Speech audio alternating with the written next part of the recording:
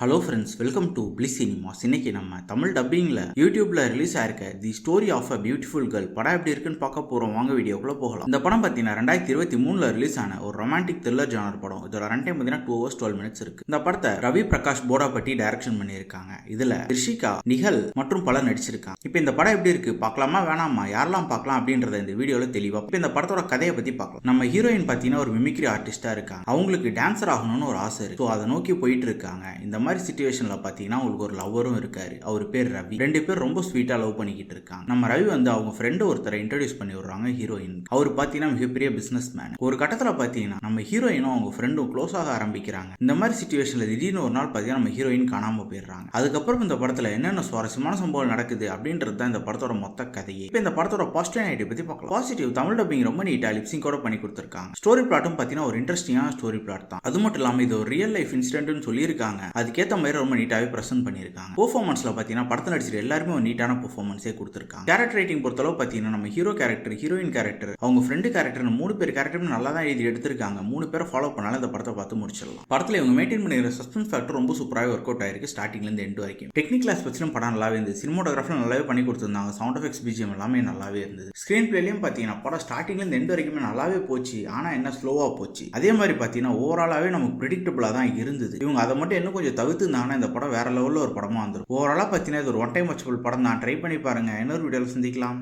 Thank you.